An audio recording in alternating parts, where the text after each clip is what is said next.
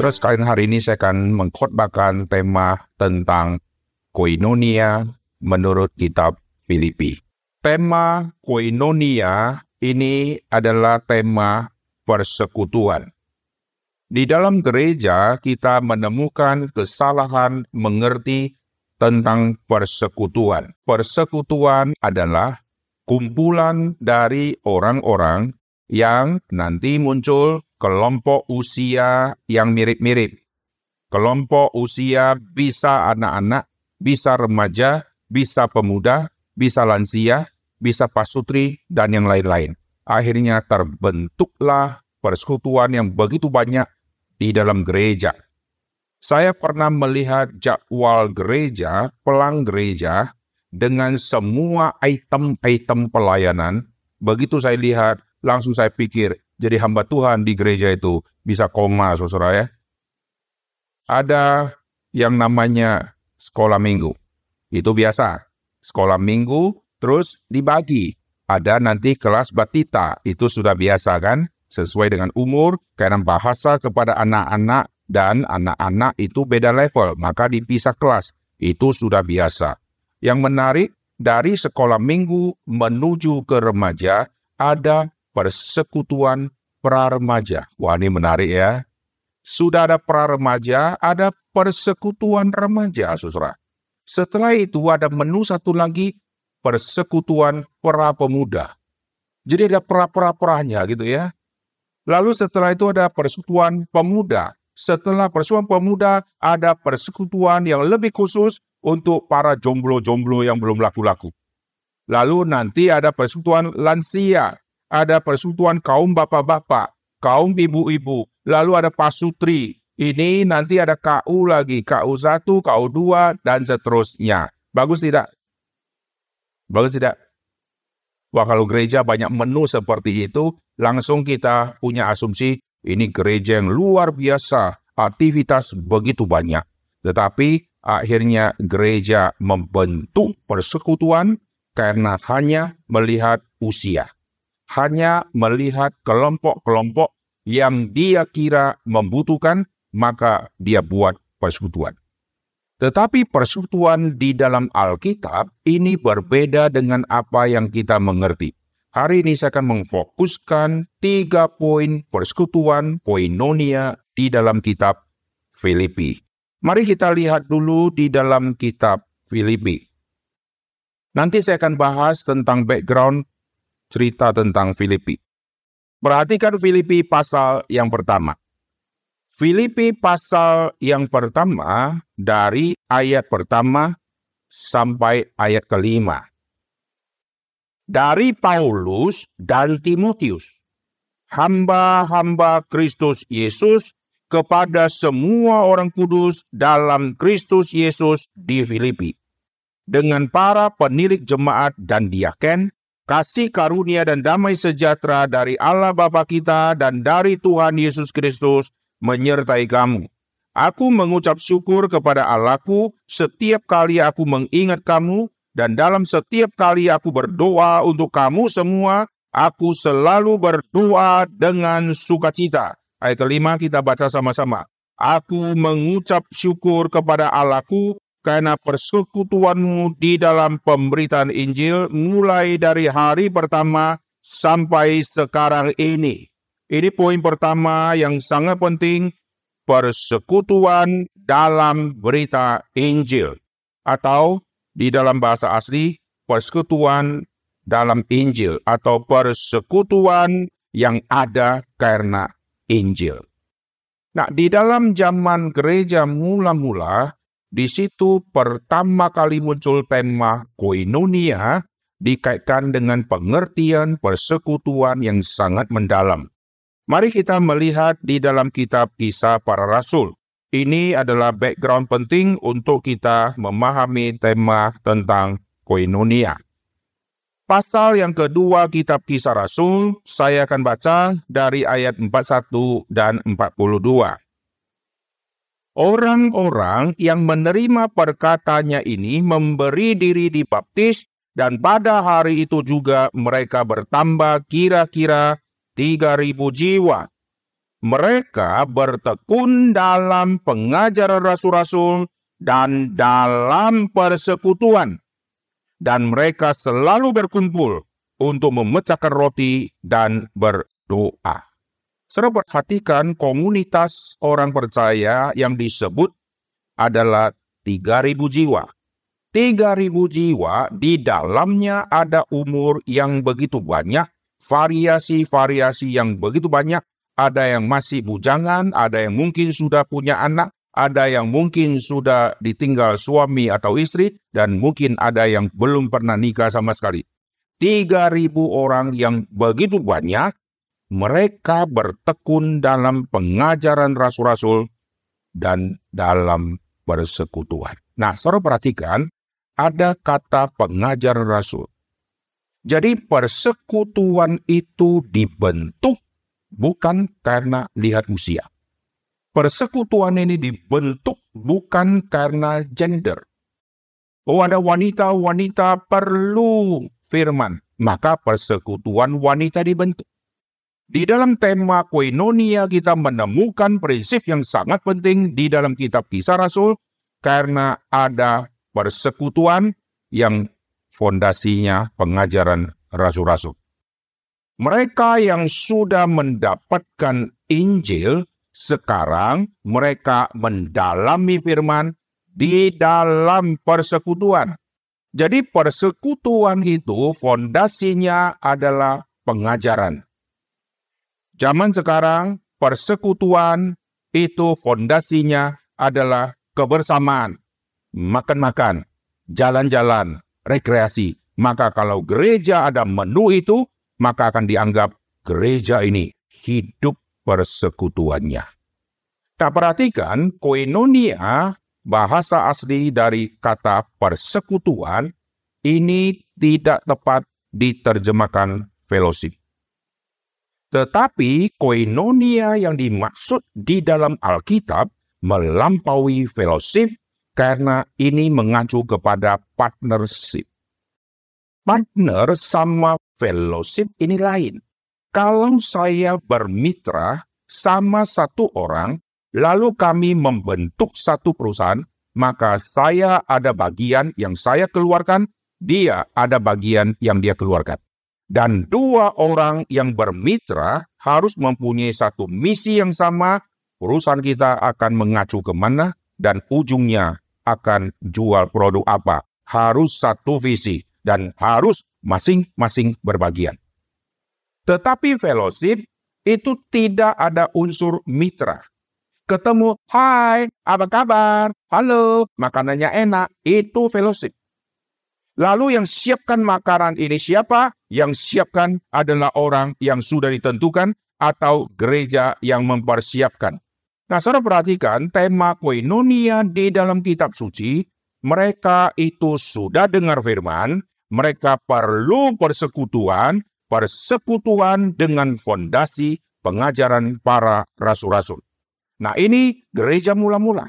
Lalu setelah itu berkembang sampai kepada Tuhan memakai Paulus, dan Paulus pergi penginjilan, akhirnya dia dimasukkan ke dalam penjara, dan dia masuk di penjara Roma, dan dia menulis surat kepada jemaat yang ada di Filipi ini.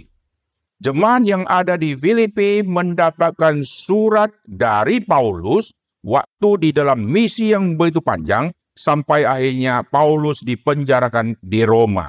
Disitulah Paulus mengeluarkan tema koinonia. Tema koinonia dia sampaikan kepada jemaat di Filipi, dan ada 3 jenis koinonia di jemaat Filipi. Nah, sekarang kita akan melihat background jemaat Filipi ini. Jemaat Filipi didapat oleh Paulus dengan tidak ada rencana dia menuju ke Filipi. Mari kita melihat di dalam kitab Kisah Para Rasul di pasal yang ke-16. Kisah Rasul pasal yang ke-16, ayat yang ke-5. Mereka melintasi tanah Firgia dan tanah Galatia, karena Roh Kudus mencegah mereka untuk memberitakan Injil di Asia. Jadi Roh Tuhan memimpin jejak-jejak kaki Paulus menuju ke kota-kota yang Roh Kudus ingin kerjakan sesuatu di situ. Waktu Paulus merencanakan ke kota A, Roh Kudus ingin dia ke kota B, maka Roh Kudus mengarahkan dia ke kota B, bukan melarang penginjilan. Ini kalimat kalau kita salah baca, seolah-olah Roh Kudus tidak mau Paulus pergi penginjilan. Tidak, saudara. Roh Kudus membawa orang untuk dengar Injil. Roh Kudus membawa pemberita Injil untuk tepat kesasaran. Oleh sebab itu Paulus di dalam rangka misi, dia terus mencari pimpinan Tuhan, jejak-jejak kaki untuk pindah dari kota A ke kota B. Dia minta petunjuk daripada Tuhan. Bukan karena di kota itu ada jemaat saya yang lahir di situ. Bukan karena di kota situ, karena ada objek wisata yang bagus, maka saya akan pergi ke situ. Tidak, saudara. Roh Tuhan memimpin dia ke titik yang tidak pernah dia pikirkan sebelumnya. Mari kita melihat di Kisah Rasul pasal yang ke-16 tadi. Ayat ke-8, setelah melintasi Misia, mereka sampai di Troas. Ternyata Roh Tuhan memimpin dia ke pelabuhan.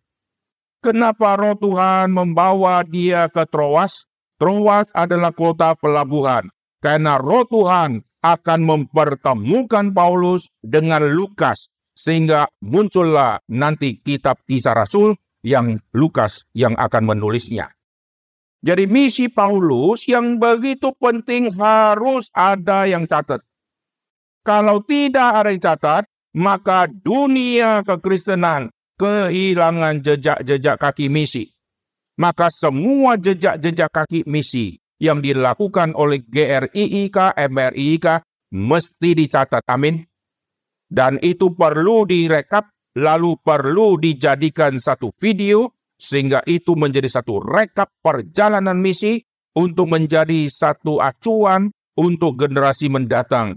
Kau harus bermisi. Kalau leluhurmu sudah begitu rajin bermisi, mengapa kau tidak? Maka cantumkan kota-kota, desa-desa yang sudah dilayani, supaya kelak semua yang malas-malas mereka sadar, aku baru keliling 10 kota. Waktu dia lihat leluhurnya sudah jalankan berapa ratus kota, di situ dia akan malu, saudara. Kita kalau melihat catatan misi, yaitu Lukas yang mencatat misi Paulus, setelah kita baca semua rute, berani kita sombong? Saya sudah ke kota ini, tidak ada apa-apanya dibandingkan yang Paulus, betul nggak? Kita naik apa? Naik pesawat, naik Gojek. Paulus tidak ada pesawat, saudara. Rute yang dia tuju, yang tidak bisa lewat darat, dia lewat jalur air. Jalur air itu sangat mahal, tiket sangat mahal, lalu lambat sekali, dan panjang perjalanan, karena tidak ada kapal cepat. Wah, ini resiko sangat besar, karena ombak. Zaman dulu tidak ada teknologi yang begitu hebat untuk memantau ombak. Maka disebutlah dalam kitab suci, Paulus beberapa kali alami karam kapal.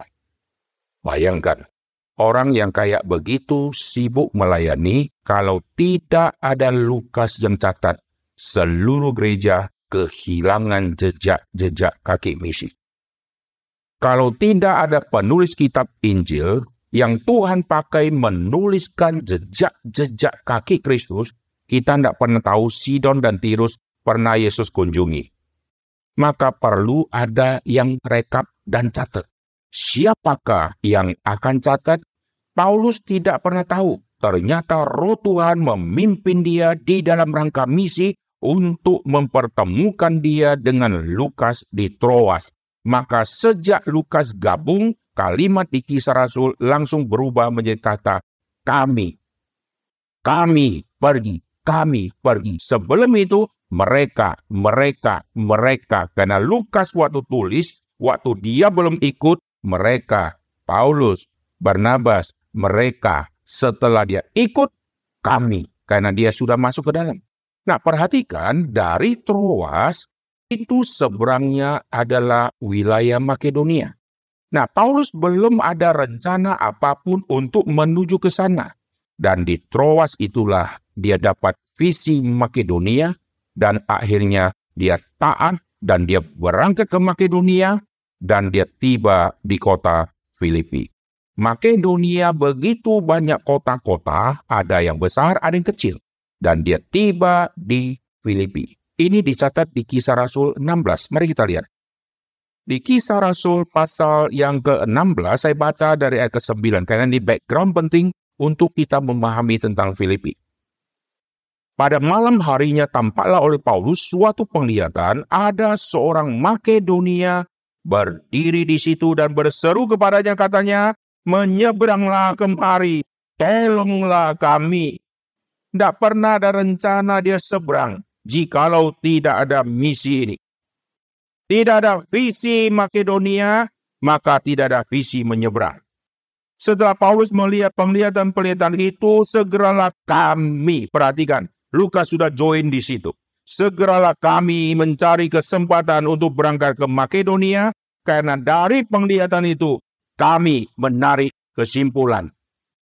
Jadi setelah mendapatkan penglihatan, ada semacam diskusi, ada semacam sharing, maka pelayanan misi perlu ada rekan. Kadang-kadang kalau kita pergi sendiri, kita bingung, saya masuk kota ini atau tidak ya, kota ini atau tidak ya, Tuhan gerakkan ke kota ini atau tidak, kayaknya Tuhan gerakkan ke kota itu. Waktu mau pergi, mau tanya teman tidak ada, saudara. Kami menarik kesimpulan. Allah telah memanggil kami untuk memberitakan Injil kepada orang-orang di sana, dan kami bertolak dari Troas, langsung berlayar ke Samotrake. Keesokan harinya tibalah kami ke Neapolis, dari situ kami ke Filipi, kota pertama di bagian Makedonia. Suatu kota perantauan orang Roma. Di kota itu kami tinggal beberapa hari. Perhatikan. Visi Makedonia, orang yang panggil nyebrang. Ayo nyebrang. Tidak pernah kasih alamat. Nanti kau nyebrang, gua sambut di pelabuhan. Tidak ada, saudara. Kau nyebrang, sudah kusiapkan 5 kamar untuk tim misimu. Tidak ada. Kau nyebrang, setelah nyebrang, siapa di sini yang jemput ya? Mana orang yang tadi yang katanya suruh nyebrang? Di mana orang ini? Orang ini ada atau orang ini fiktif? Kenapa tidak ada yang jemput? Nah, di situ indahnya misi. Misi berarti setiap detik, setiap menit mencari pimpinan Tuhan untuk saya langkah kemana. Begitu sudah seberang ke Makedonia, lalu sudah sampai ke Filipi, dia tinggal beberapa hari di situ. Pasti terus bergumul, siapakah orang yang suruh menyeberang kemari? Lalu siapakah orang yang minta tolong? Kalau yang minta tolong, seberapa berat pergumulan mereka sehingga perlu ditolong? Sudah sampai, maka hal pertama yang Paulus lakukan adalah dia mencari sinagoga.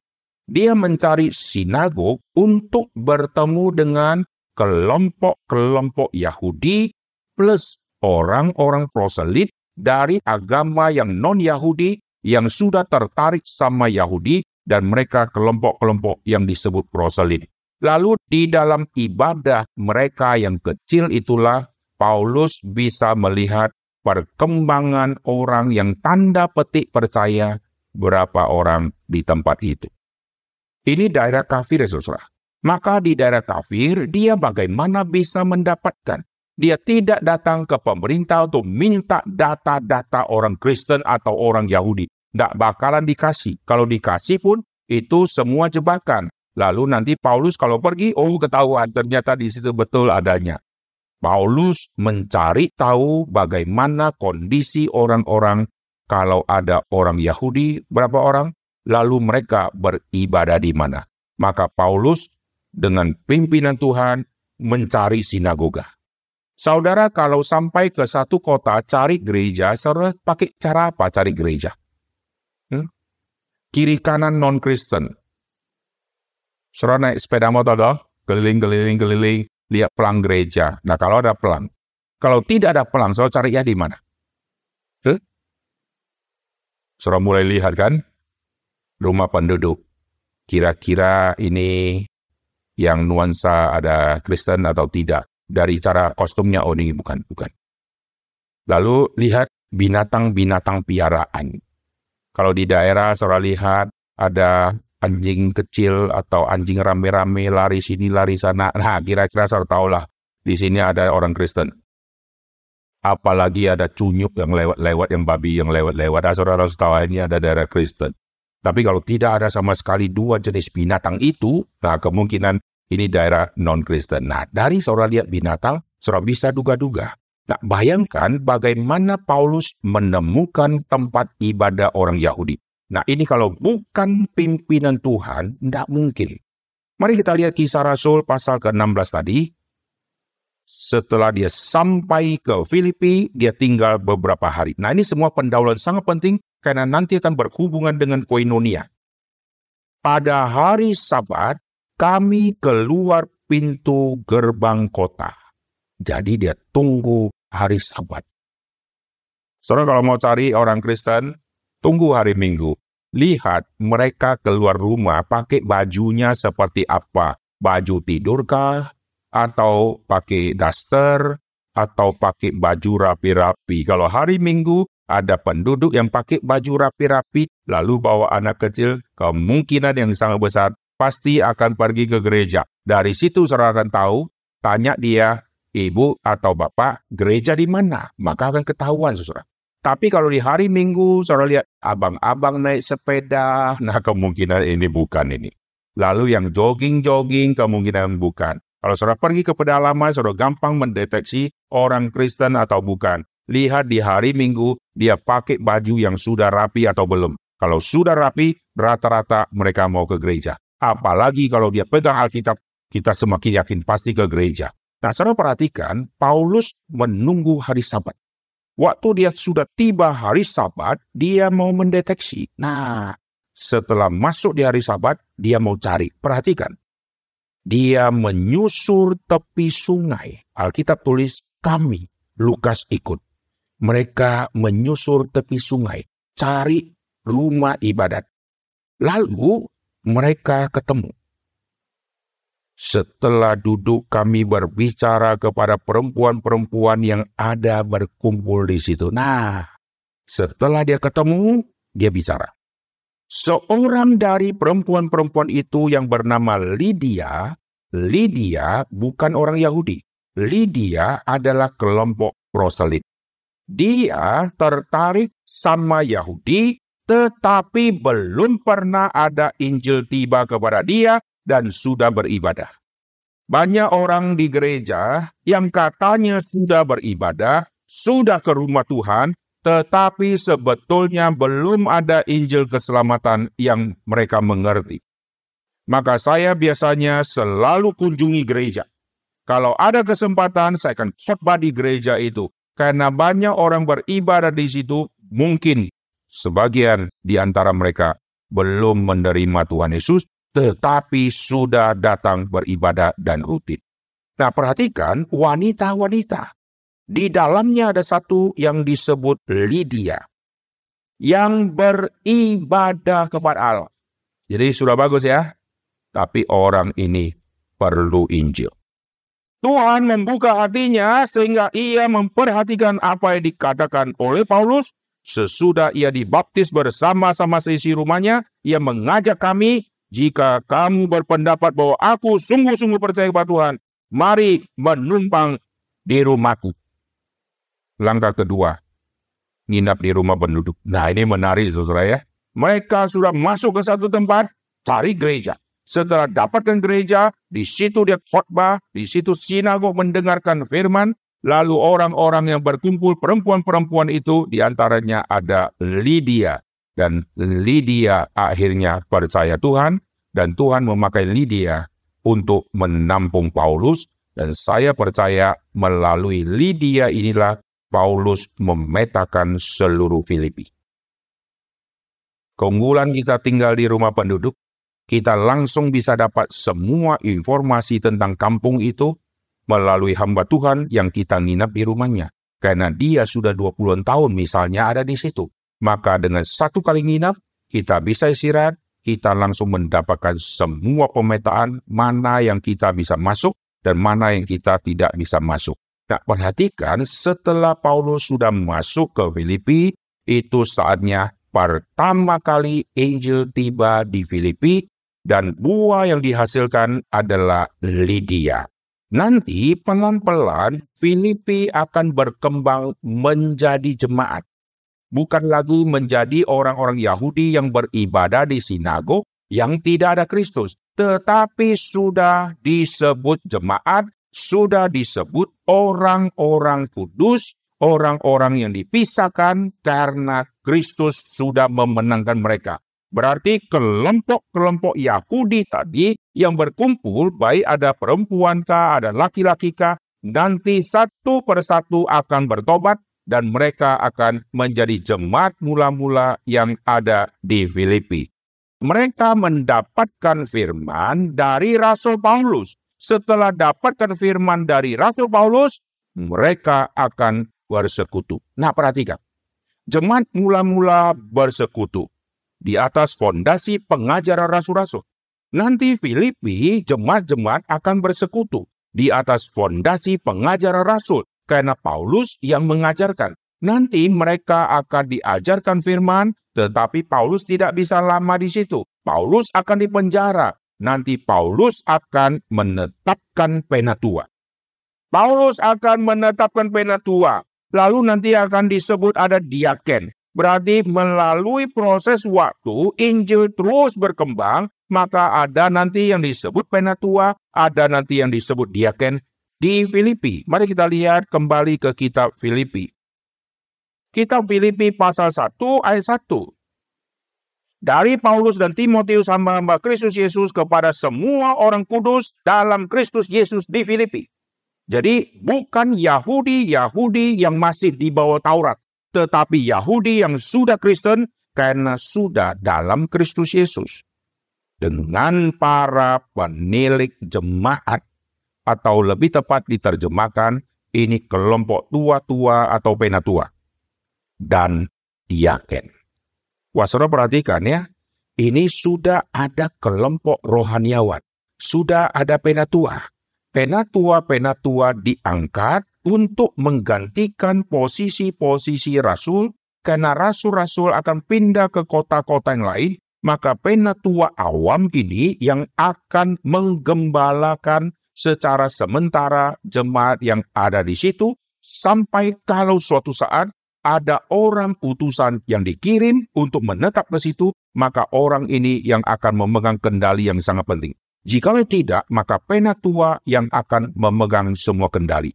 Perhatikan jemaat di Filipi, dimulai dengan Paulus tiba di situ, dimulai dengan Lydia, lalu nanti akan ada jemaat di rumahnya.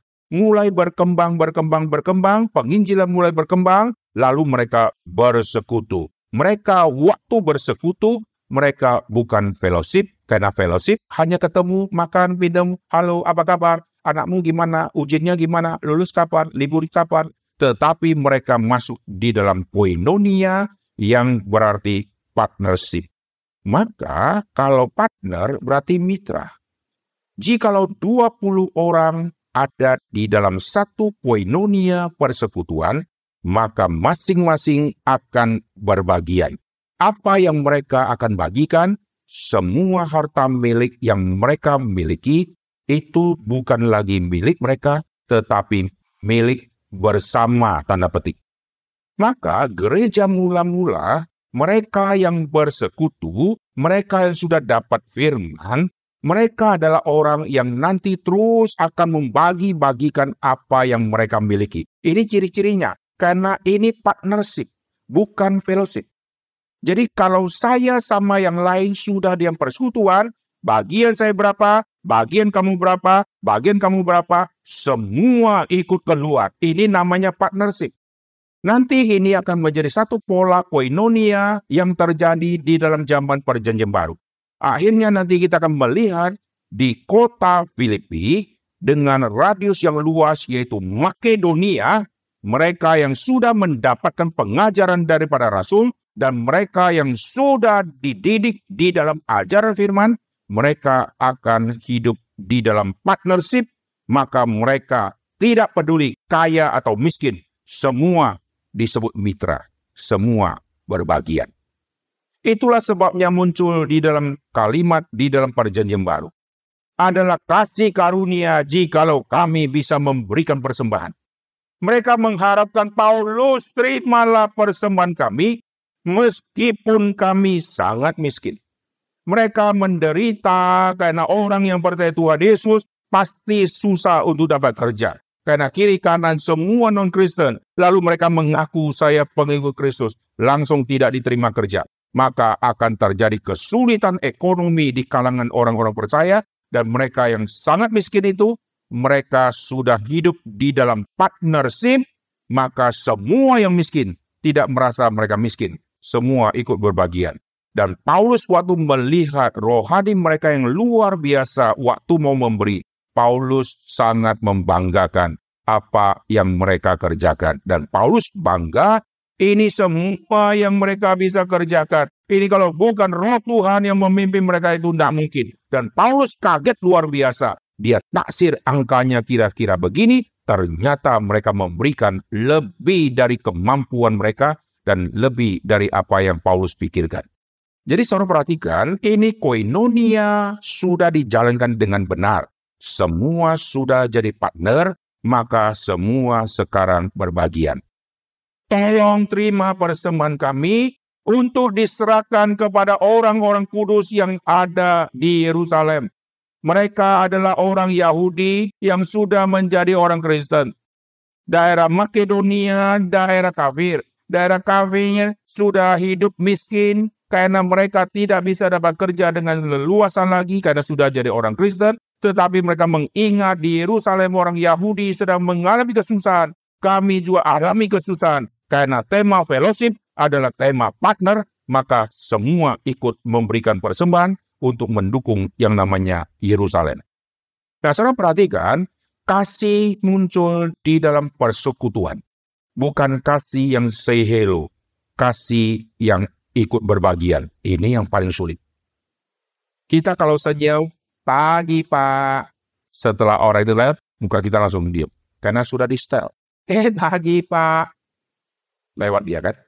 Ibu, gimana kabarnya Ibu? Aduh, luar biasa. Langsung berubah muka kita. Karena dia lewat, saudara. Kita hidup kayak ada tombol on-off. Ketemu, langsung on. Halo, shalom. Sudah selesai dia lewat, muka kita kembali lagi. Ya gimana kabarnya? Wah, luar biasa, kamu lucu sekali. Lewat, kayak setan lagi mukanya. Jadi koinonia bukan ngumpul-ngumpul. Koinonia adalah membawa orang hidup yang bermitra. Nah, sekarang kita kembali ke kitab Filipi pasal yang pertama. Mereka yang tadi sadari satu percaya, lalu akhirnya ada orang rumah gitu ya, yang Lydia tadi satu persatu menjadi percaya dan seterusnya. Sekarang ayat kelima kitab Filipi. Pasal yang pertama ayat kelima. Aku mengucap syukur kepada Allahku karena persekutuanmu dalam berita Injil mulai dari hari pertama sampai hari ini. Saya bersyukur saudara. Mulai dari hari pertama, kapankah mereka mendapatkan Injil? Pada saat Paulus tiba di Filipi. Lalu kapan mereka mulai membentuk persekutuan? Saya percaya tidak lama sesudah itu. Jikalau Paulus waktu tiba, lalu ada pertobatan si Lydia, mungkin di dalam waktu seminggu kah, 2 minggu kah, sebulan kah, setelah orang percaya yang sudah begitu banyak itu, mereka merindukan ada komunitas yang baru. Bukan komunitas di sinagog, yang adalah orang-orang Yahudi yang hanya percaya Taurat, tidak percaya Yesus yang adalah Mesias. Maka kelompok yang tadi yang ada di sinagog, yang sudah menjadi Kristen, mereka harus memisahkan diri untuk membentuk satu persekutuan di dalam Kristus. Karena persekutuan ini adalah persekutuan orang percaya, maka akan terjadi beda dengan sinagoga. Nah, seandainya sebulan kemudian ada mulai perkumpulan, maka sebulan kemudian itulah yang kita hitung hari itu atau hari pertama. Dari hari pertama Paulus yang sudah ada tiba di Filipi layani mereka, lalu mereka nanti mulai hari pertama membentuk persekutuan, lalu Paulus akan keliling. Paulus menuju ke Athena, keliling. Misi begitu panjang. Lalu akhirnya dia sampai ke Roma. Oke? Nah, perhatikan, waktu dia keliling, akhirnya sudah sampai ke Roma, dia mengatakan persekutuan mereka Itu persekutuan di dalam berita Injil dari hari pertama sampai hari ini. Berarti konsisten. Persekutuan sekarang, kalau ada makan-makan, yang hadir ramai. Kalau persekutuan dikasih tema puasa, coba lihat siapa yang hadir. Pengumuman, minggu depan kita akan ada persekutuan jemaat. Ibu Siti babi guling. Ibu Atik guling betulan. Dia bawa gulingnya gitu ya. Lalu yang ini kambing lah, apalah, rawon lah. Coba buat menu itu. Langsung full. Yang berhalangan langsung datang, saudara ya. Persekutuan. Kenapa? Makan. Lalu setelah kumpul, semua yang hadir hanya menikmati. Tidak ada unsur partner. Tidak ada unsur ikut berbagian. Yang ada secicipin. Katanya enak, asin. Ini kemanisan. Akhirnya banyak persekutuan. Setelah selesai muncul kebencian. Contoh. Di dalam jemaat kadang-kadang kan ada orang yang sudah mulai keras-keras. Si A yang siapkan makanan. Si B keras sama si A. Dan waktu menu sudah disiapkan. Wah, biasa kan? Wah, ayo bu, cicipin. Datanglah si yang tidak senang sama kita itu. Datang. Saya mau coba itu. Hambar ya, kamu rasa gimana? Hambar ya, gitu ya. Wah, si setan ini hambar ya. Hina saya di depan umum tidak tahu, saya bangun jam 5 pagi sudah siapkan setengah mati. Itu saya coba. Kayaknya wangi ya. Kayaknya kurang mateng. Masih keras dagingnya. Setelah selesai, persekutuan jalan baik nggak? Bagi yang suka makan, kenyang dia. Kalau boleh, adakan lagi. Bagi orang tertentu, menjadi permusuhan semakin sengit. Karena ada kata-kata yang keluar dari orang yang merasa keasinan lah, hambar lah, kurang enak lah, atau keras lah, atau lembek lah, agak bau sedikit lah, macam-macam lah ya. Akhirnya persekutuan dijalankan setelah selesai yang enak hamba Tuhan. Karena kelebihan selalu hamba Tuhan yang dikasih bawa pulang, betul nggak? Sampai kulkasnya isi semua cadangan makanan sejak tahun lalu masih ada, saudara ya. Pak, ini Pak, satu plastik. Sudah kenyang, bawa aja gitu ya. Ya, hamba Tuhan kayak tong sampahnya. Semua dibawa. Kuah, apa, sisa, semua dibawa. Hamba Tuhan bawa pulang. Sudah sampai ke rumah bingung. Kulkas kekecilan, akhirnya ganti kulkas. Demi itu ganti kulkas. Pada hamba Tuhan akhirnya tidak makan. Dan akhirnya pembuangan yang begitu banyak. Nah, sekarang kita kembali ya. Tema pertama koinonia itu di Filipi pasal yang pertama. Ayat kelima. Aku mengucap syukur kepada Allahku karena persekutuanmu dalam berita Injil mulai dari hari pertama sampai sekarang ini. Konsisten.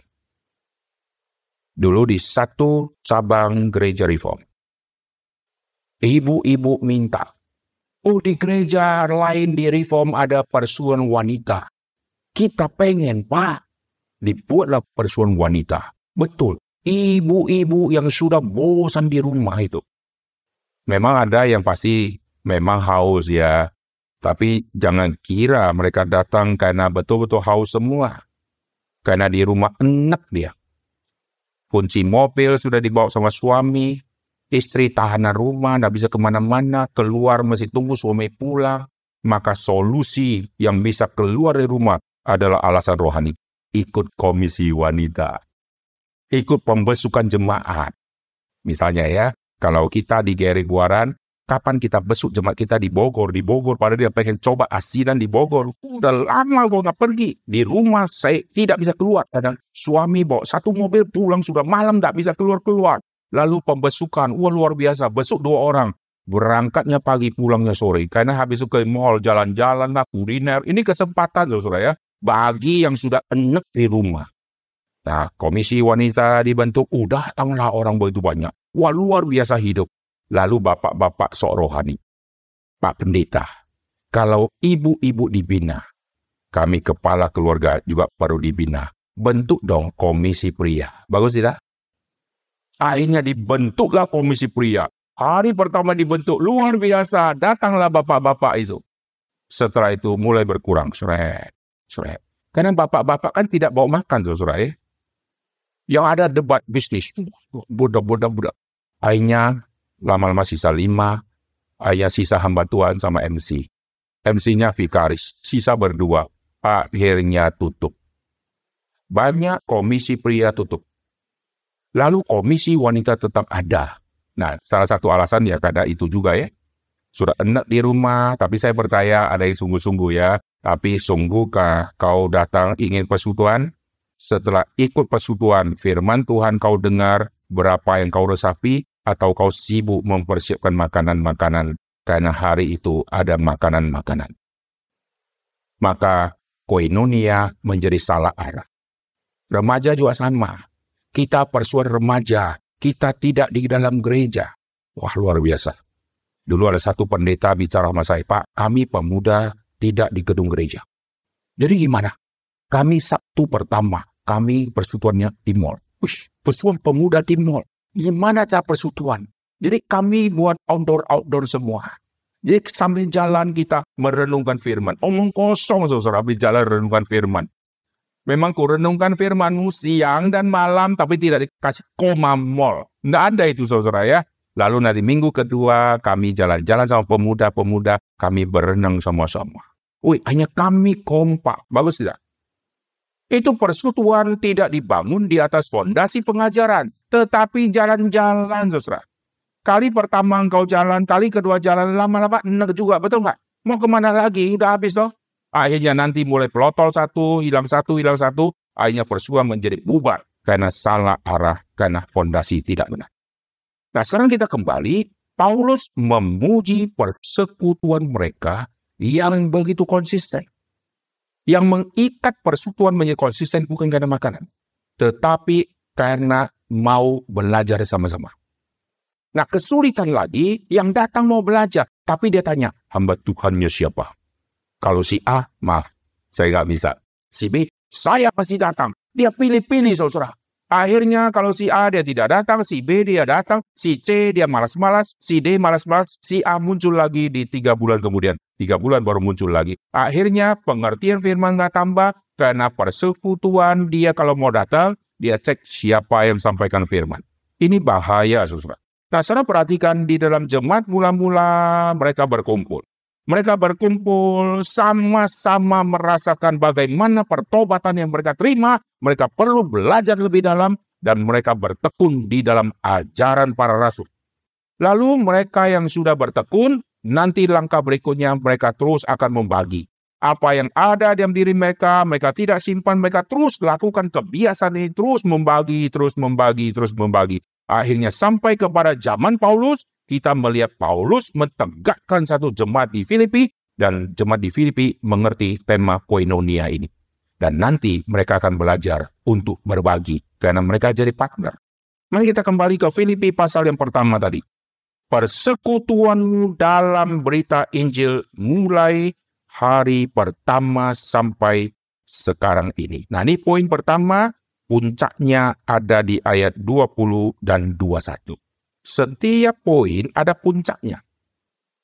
Ayat 20-21, sebab yang sangat kurindukan kuharapkan ialah bahwa aku dalam segala hal tidak akan beroleh malu, melainkan seperti sedia kala, demikian pun sekarang Kristus dengan nyata dimuliakan di dalam tubuhku, baik oleh hidupku maupun oleh matiku. Karena bagiku hidup adalah Kristus, dan mati adalah keuntungan. Saudara lihat, nanti 3 poin persekutuan, semua puncaknya tentang Kristus. Kita buat persekutuan, kenapa? Karena kita sudah dimenangkan. Kristus sudah mati untuk kita, maka semua yang Kristus sudah kerjakan, kita yang tidak ada apa-apanya, sekarang kita sudah ditebus. Maka kita yang sudah ditebus, sekarang kita membentuk satu persekutuan. Kita belajar firman bersama-sama, maka kita mulai melihat apa yang kita bisa sumbangsi, dan mereka akan membagi-bagikan. Lalu setelah membagi-bagikan selesai, tidak. Paulus menuntut mereka untuk mengerti lebih dalam. Maka kita lihat di pasal yang pertama, ayat ke-9. Inilah doaku, semoga kasihmu makin melimpah. Bagus, kasih. Memperhatikan, diakonia terus jalan, bagus. Tapi perhatikan, melimpah dalam pengetahuan. Pengetahuan yang benar dalam segala macam pengertian. Berarti semua yang dikerjakan harus ada fondasi pengertian yang benar. Kita akan membagi sembako, lalu semua ikut. Hanya salurkan beras dari tempat yang jual, lalu sekarang sudah ada di gereja, diplastikin, kita serahkan ke yang membutuhkan. Beras yang kita beli, kita salurkan lagi satu, terus difoto, lalu selesai. Orang yang menyalurkan setelah pulang tetap sama. Pengertian firman dan nambah-nambah, pembinaan tidak datang, seminar tidak ikut, tetapi kalau pembagian sering dia muncul karena difoto, memberikan. Wah, luar biasa. Foto di pelang yayasan apa, lalu dia senang luar biasa. Saya sudah ikut berbagian di dalam diakonia. Saya sudah menunjukkan sikap kasih gereja. Kami orang-orang gereja sekarang sudah memberikan pelayanan kepada panti asuhan A, B, C, dan seterusnya. Ini kebanggaan dari gereja. Padahal yang dituntut oleh Paulus adalah kasih yang melimpah dalam pengetahuan. Lalu, dalam segala macam pengertian. Berarti fondasi firman. Nah, kesulitan lagi kalau kita ada persekutuan, selalu orang bilang, firman lagi. Jadi kalau persekutuan tidak ada firman, itu apa? Itu baru persekutuan. Maka persekutuan firman di-courting jadi 5 menit. Setelah baca, demikianlah firman Tuhan. Kita renungkan di rumah masing-masing. Karena persekutuan tidak boleh khotbah panjang. Gitu kan. Akhirnya persekutuan hanya kumpul, lalu firman Tuhan disingkatkan, lalu sisanya, lalu acara yang lain-lain begitu banyak. Akhirnya setelah pulang, fondasi firman tidak bertumbuh, lalu orang-orang yang sudah percaya lama tetap sama rohaninya. Kasihnya terus ada, ingin terus membagi, ingin bermitra, tetapi pengetahuan tidak maju-maju. Yang Paulus tuntut, kau sudah di persekutuan berita Injil, kau harus menuntut pengetahuan yang dalam, dan kau harus mencapai satu level puncak dari koinonia poin pertama, yaitu hidup adalah Kristus, mati adalah keuntungan. Jadi bukan main-main, saudara. Jemaat-jemaat dituntut untuk menuju kepada level kesempurnaan persekutuan. Karena kita akan bersekutu, nanti masuk ke poin ketiga, itu menjadi puncaknya. Sekarang kita lihat poin kedua. Perhatikan Filipi pasal yang kedua. Jadi karena dalam Kristus ada nasihat, ada penghiburan, ada persekutuan roh. Jadi di persekutuan itu bukan kumpul-kumpul, halo, apa kabar? Ada unsur yang penting. Dalam Kristus ada nasihat. Waktu saya memberikan nasihat, kenapa saya kasih solusi pemecahan masalah pakai cara A? Karena pengetahuan dan pengertian firman saya dalam, maka saya mengambil solusi ini untuk masalah ibu ini. Jikalau tidak, nanti kesimpulan dari semua masalah, lalu solusinya adalah, ibu serahkan ke dalam tangan Tuhan. Ibu susah ya, serahkan ke dalam tangan Tuhan. Dia bilang, sejak kecil saya sudah mengerti kalimat itu. Ibu, anak ibu mau ujian, serahkan ke tangan Tuhan. Ibu, suami lagi cari kerja, serahkan ke dalam tangan Tuhan. Gitu kan? Kalau semua diserahkan ke dalam tangan Tuhan, kita tidak ada gumul lagi, toh, betul nggak? Hidup serahkan ke dalam tangan Tuhan. Anak nggak lulus, serahkan ke Tuhan. Gitu ya. Tuhan serahkan ke kita serahkan ke dia. Jadi serah terima, saudara. Tuhan kasih kita anak, Tuhan serahkan anak ke kita. Tuhan, anak ini kuserahkan kembali kepadamu. Tuhan bilang tidak, kuserahkan kau untuk didik. Tuhan, didiklah dia. Kita serahkan ke Tuhan. Tuhan bilang, kuserahkan ke kamu. Tuhan kasih ke kita untuk kita didik. Kita berkata, Tuhan, aku bukan pendidik. Bukannya Tuhan adalah guru dari semua pendidik. Kuserahkan dia ke dalam tanganmu. Kita nggak ngajar dia les. Kita serahkan ke dalam tangan Tuhan. Minta Tuhan yang setiap kali turun untuk ngajar les dia. Ngajar matematika gitu. Tidak, saudara. Nah, perhatikan, harus ada pengertian di dalam iman, lalu firman yang terus bertumbuh. Lalu setelah itu, di dalam persekutuan, kita mulai mengkoreksi. Ada nasihat di dalam kasih Kristus. Jikalau tidak, maka di dalam persekutuan akan terjadi semacam pedang yang terus sikat satu persatu. Nasihat yang diberikan bukan nasihat sejati, tetapi nasihat untuk menggurui. Nah, perhatikan di pasal kedua. Ada nasihat, ada penghiburan kasih, saudara. Ada persekutuan roh. Ada kasih mesra dan belas kasihan. Saudara perhatikan semua ini tidak ada yang namanya jalan-jalan bersama. Memang jalan-jalan bersama sangat penting. Makan bersama itu perlu. Tetapi fondasi yang sangat penting ini ada di sini. Untuk apa dia makan kenyang? Masalah dia datang ke gereja, dia pulang bawa lagi. Lalu dia datang lagi, bersekutuan, dia pulang, dia bawa lagi. Karena sesama umat yang sudah diselamatkan bersekutu, tidak ada yang bisa memberikan nasihat. Karena satu persatu belum bertumbuh dalam pengetahuan. Sehingga tidak tahu apa yang baik dan apa yang tidak baik yang perlu dia katakan. Ini sayang, saudara. Jikalau gereja sudah bertumbuh sekian lama, secara umur sudah berpuluh-puluh tahun, lalu bagaimana persekutuan pemuda? Mereka semakin bertumbuh dalam pengertian firman-Kah? Mereka di dalam bermitra, mereka berbagian apa dari yang mereka miliki. Lalu mereka memberikan nasihat kepada temannya seperti apa? Jikalau ini semua jalan, gereja tidak perlu ada wadah konseling. Amin. Tidak perlu ada ruangan khusus, pendeta layani satu jemaat untuk konseling. Karena satu persatu jemaat sudah bertumbuh, maka masalah jemaat bisa diselesaikan oleh jemaat sendiri. Karena jemaat juga alami masalah sama. Betul nggak? Tapi heran nanti konseling bolak-balik semua sama. Ceritanya sama, kesulitannya sama. Yang mau dicerai, masalahnya mirip-mirip. Semua rata sama. Lalu yang mau pacaran, masalahnya sama. Ada yang tanya saya, Pak, saya tahu pacaran sama non-Kristen tidak boleh. Tapi saya sudah pacaran. Menurut Bapak, bagaimana? Lucu nggak ya? Kalimatnya koslet. Pak, saya tahu tidak boleh, Pak. Pacaran sama orang non-Kristen tidak boleh. Tapi saya sudah pacarin dia, Pak. Menurut Bapak, bagaimana? Ini namanya menjebak. Kau tahu tidak boleh. Tapi kau sudah pacarin. Kalau sudah pacarin, tanya saya. Nggak usah tanya saya. Kau sudah ada jawaban, toh? Kalau sudah ada jawabannya, jalanin lah. Kalau tanya saya, kan kamu sudah ada jawaban. Kan tidak boleh, toh? Tapi kamu sudah jalankan. Nah, itu antara firman Tuhan tidak boleh, tapi kamu sudah jalankan. Sudah jalankan, tanya petunjuk dari saya. Ngapain? Kau tahu sudah firman Tuhan. Sekarang tanya saya lagi, ngapain? Maka orang seperti itu saya tidak jawab dia. Nah, perhatikan, poin kedua, persekutuan roh.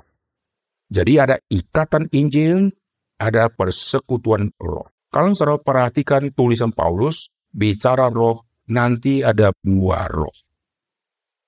Ada kasihnya, ada damainya, ada sukacitanya, dan macam-macamnya. Sekarang kita cek. Di dalam satu komunitas persekutuan roh itu, apakah kasih orang bertumbuh? Oh iya, dia sekarang sangat memperhatikan. Oke, satu poin dia lolos.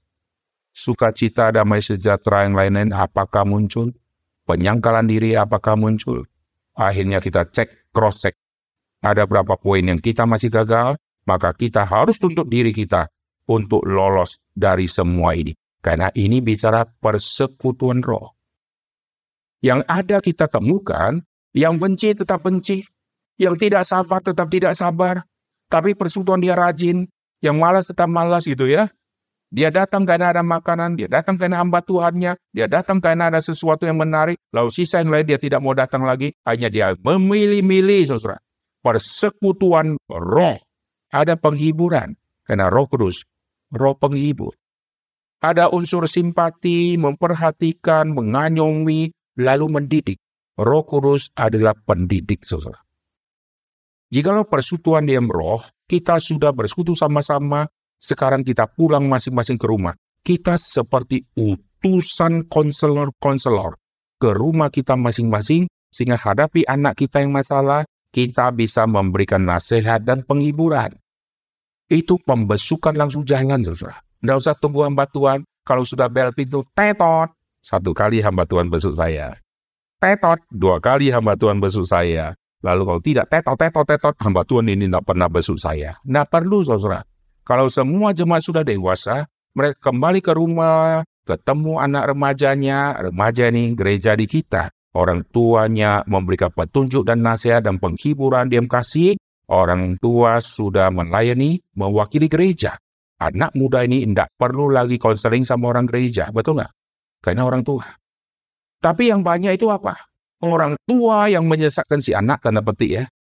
Anak-anak dikasih gadget, setelah gadget dipakai oleh si anak-anak, lalu orang tua mulai lihat anak kecanduan, lalu mulai protes ke gereja.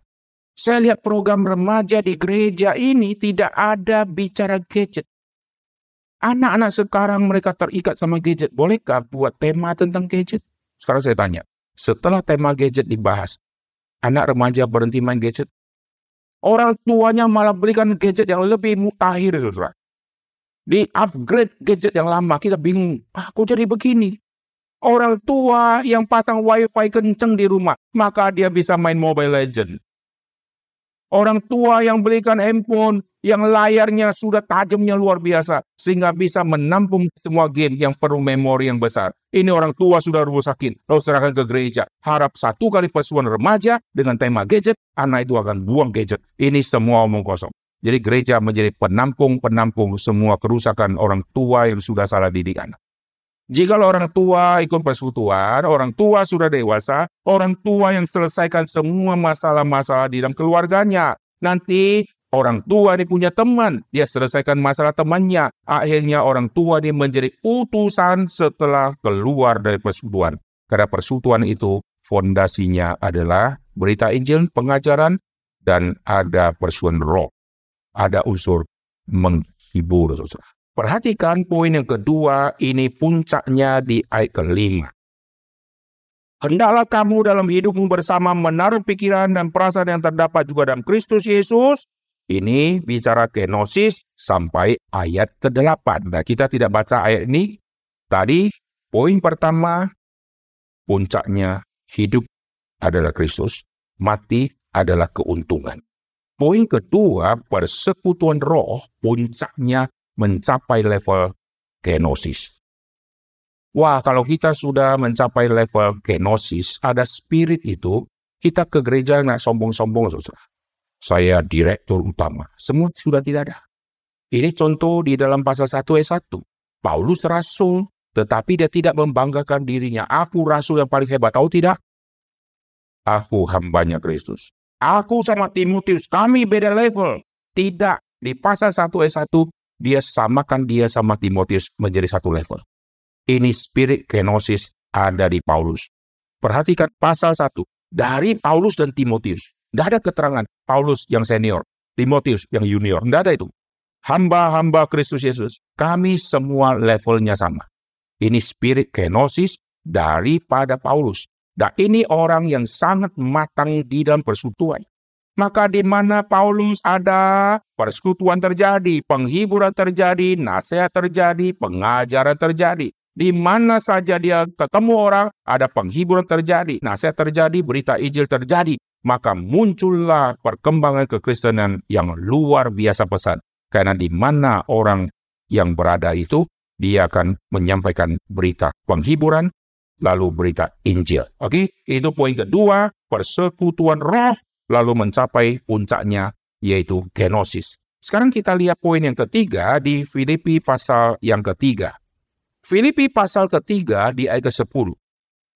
Yang ku kehendaki ialah mengenal dia dan kuasa kebangkitannya, dan persekutuan dalam penderitaannya. Koinonia dalam penderitaan Kristus. Nah, ini puncak yang sangat penting. Persekutuan ada unsur penderitaan. Wah, kita persekutuan inginnya happy, betul nggak? Kalau persekutuan pulangnya menderita, kita bilang ini persekutuan macam apa ini?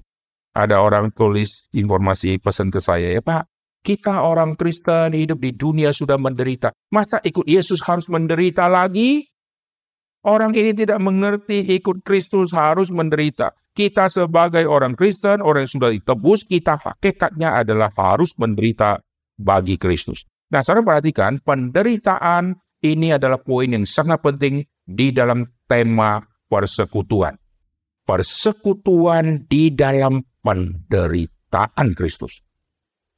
Waktu Yesus di Taman Getsemani, Yesus ingin sekali bersekutu sama 3 murid inti di dalam persekutuan doa ini.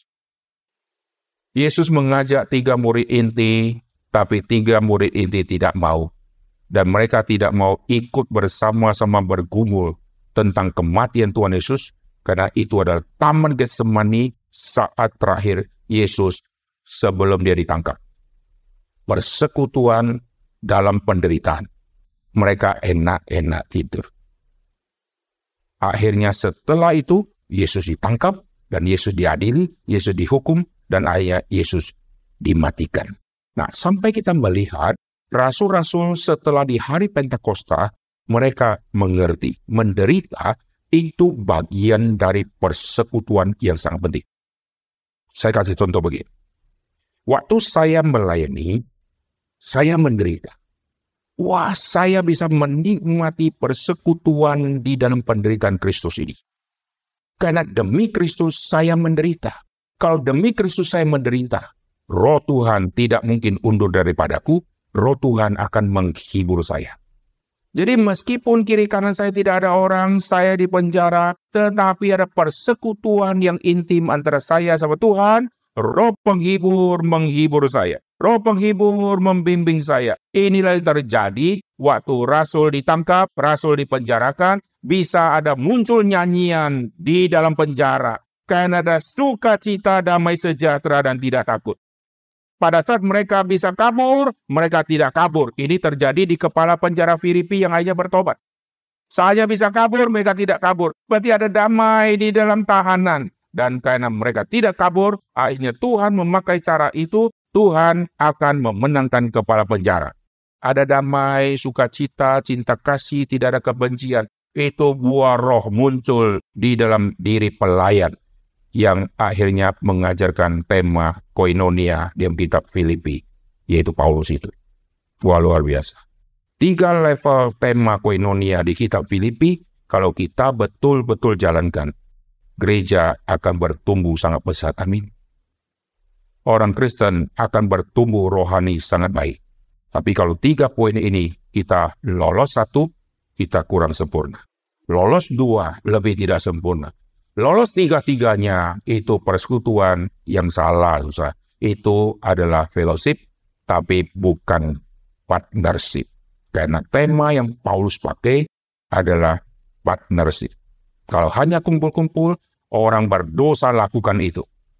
Ulang tahun kita rayakan, orang berdosa rayakan itu.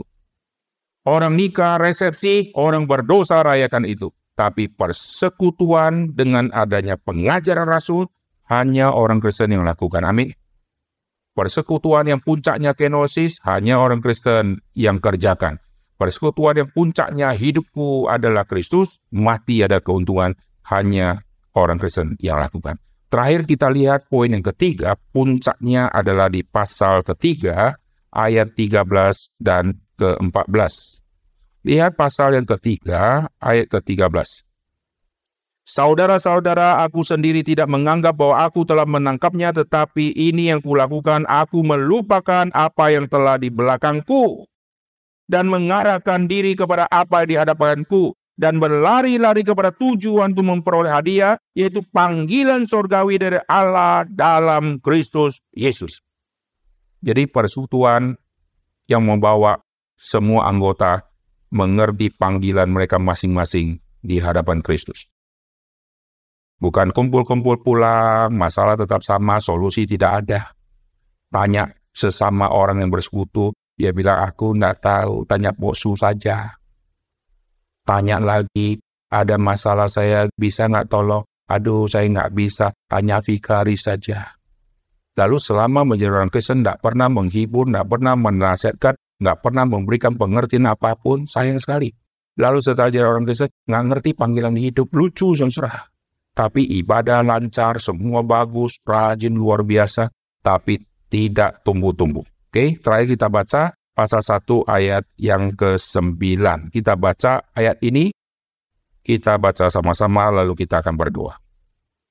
Dan inilah doaku, 1, 2, 3. Dan inilah doaku, semoga kasih-Mu makin melimpah dalam pengetahuan yang benar dan dalam segala macam pengertian. Mari kita berdoa. Bapa dan surga, kami berterima kasih untuk hari ini Tuhan sudah memimpin kami untuk kami mengerti tema mengenai koinonia yang begitu dalam, yang begitu sulit untuk kami kerjakan. Tetapi inilah yang Tuhan tuntut melalui catatan di Alkitab dan melalui ajaran Rasul Paulus untuk setiap gereja Tuhan, bukan hanya kepada jemaat Filipi, tetapi kepada seluruh jemaat-jemaat Tuhan di seluruh muka bumi. Tuhan bangunkanlah persekutuan-persekutuan di dalam gereja-gereja kepada fondasi yang benar, kepada arah yang benar, sehingga gereja bertumbuh di dalam ajaran yang sesuai dengan kitab suci. Dengar doa kami Tuhan, dalam nama Tuhan Yesus kami berdoa. Amin.